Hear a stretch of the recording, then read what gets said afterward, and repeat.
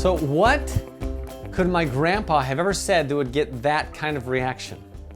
Well, welcome to another tribute to my grandpa. I'm excited for this week's episode, and I just want to preface this, maybe a little warning here on the screen, that this is not a poem for the ladies. I don't think kids would understand what's going on, but I think it's a little bit, it's one of those. It's one of those poems. So women, you might not understand it, and if you do, you're not going to want to understand it. But here's the thing. My wife is going to have our fourth child, and so there is pains being a woman. And don't get me wrong, I am not going to equate what men have to deal with to what women have to deal with when you have illness. Like, I think everybody goes through something like that. But this poem today that I want to share from you, my grandpa, is very famous. He was Google search ranked #1 for this, a few keywords, a number of years ago, and I think it's hilarious. Men, dudes out there, I'm sorry that you're going to listen to this and then be like, oh no. Well, buckle up. Life gets interesting as you get older. So without any further ado, I want to introduce you to a poem that makes men cry and boys wince just thinking about. This poem's called The Microwave. It's my grandpa. He wrote it, otherwise known as the Prostate poem. I hope you enjoy it, and I'll see you next week. This is a microwave. I have a horror story that really should be told, so I'll go ahead and tell it if I may be so bold. It is a delicate subject and also one of gloom, so if there's ladies present, I suggest they leave the room. I went to my urologist 'cause I couldn't get a stream, and all that getting up at night was spoiling all my dreams. He checked me over up and down, then said, "Before I'm through, there's one more small procedure that I must always do." He said, "Now drop your trousers and bend over this here bench. I've got to feel inside you regardless of the stench."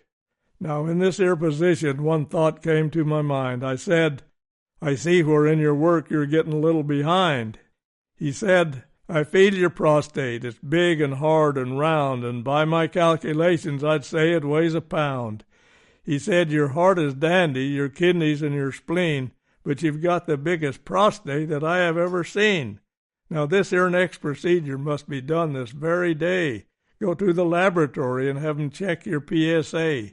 With your enormous prostate, I'm much afraid of cancer, and this simple blood test will furnish us an answer."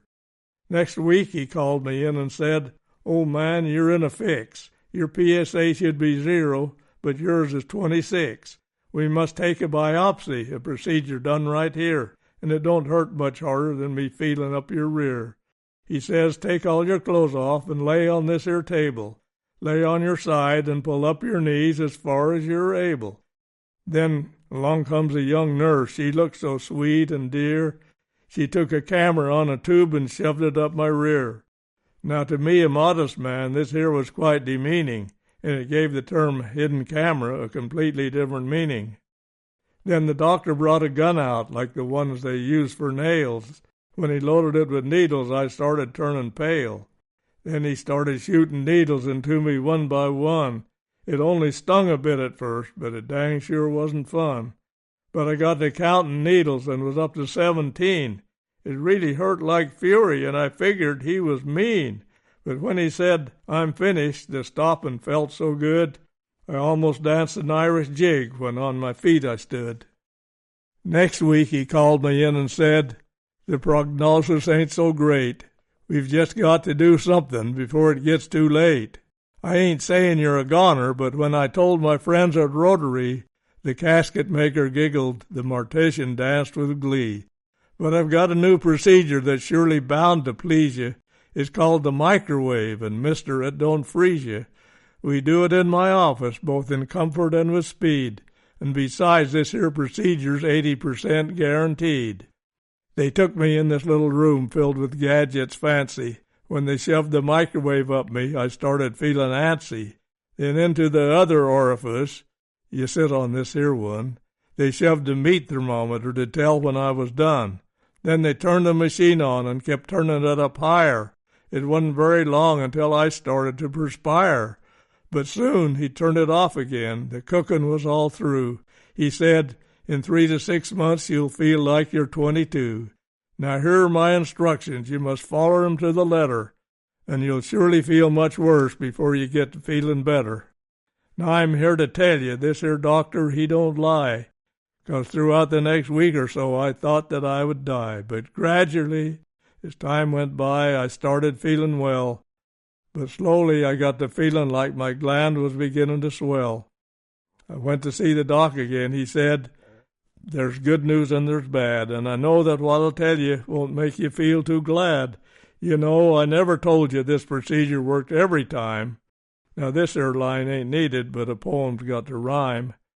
We've got to do it one more time. This time she'll do the trick. Last time we cooked you medium rare. Your gland was just too thick." I said, "You've told me gloomy news. Now how about the good? You said there was some good news, I think I understood." He said, "I think you've seen my wife, the beauty queen from Texas. The good news is I can now afford to buy her that new Lexus." Now concerning this here doctor, I won't say no words unkind, for he has a lot of knowledge of filling up his mind. But I challenge this young feller to a cook-off just for fun, 'cause leastwise I can barbecue a steak until it's done. Till it's done.